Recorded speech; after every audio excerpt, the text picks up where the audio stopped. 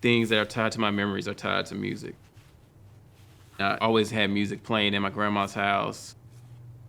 That played a huge part in who I am today.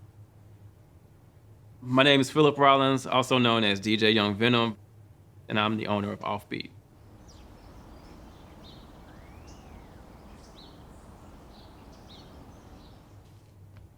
So I always knew in the back of my head I wanted to be a DJ.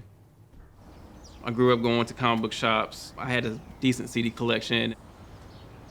I wanted to do something that was more community-oriented. And what better place to like build a community than a record store? That's how this place really came about. We opened the doors to OffBeat in May 2014. I see the shop and it's everything that I had always been looking for as a kid.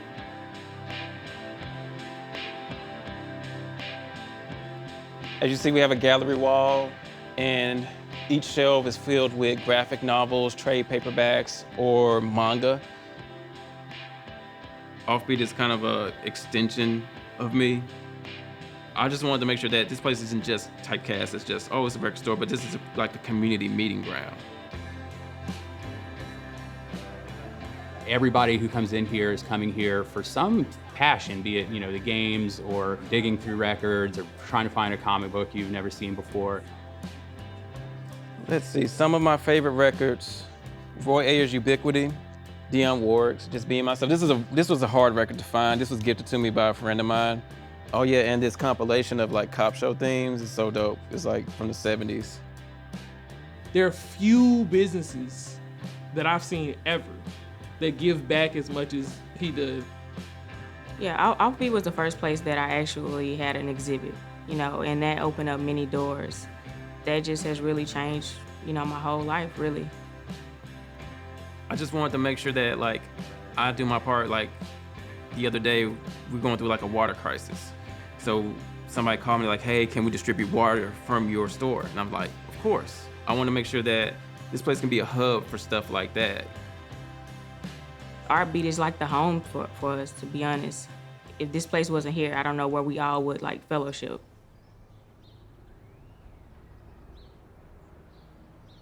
So in Jackson, there was nothing like this. You couldn't buy comics from Black-owned anything when I was a kid. Growing up, I didn't see any Black people in the comic book shop besides me and my mom.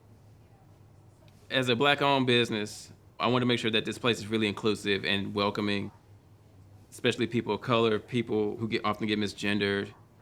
Because I've heard so many stories and lived that stuff. The hardest part about coming out to my mom was that I was pansexual, and one of the first things she was like, oh, you don't know what you want. And I never had that issue when I came here. There's nobody in this city that is not welcome here. We kind of got to like let our hair down and be ourselves fully.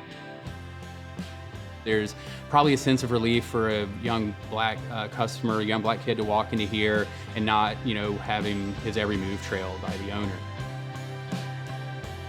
I would like to think OffBeat is a place where Black folks can come and nerd out. Stuff like that is special, and we need stuff like that here. It's super empowering for a young Black person to own a store. And it's important for us to use our privilege and our money to support those places. I always want to make sure the music community that I started in is always going to be lifted up. I don't want anybody to feel like they're ostracized or looked at wrong for who they are.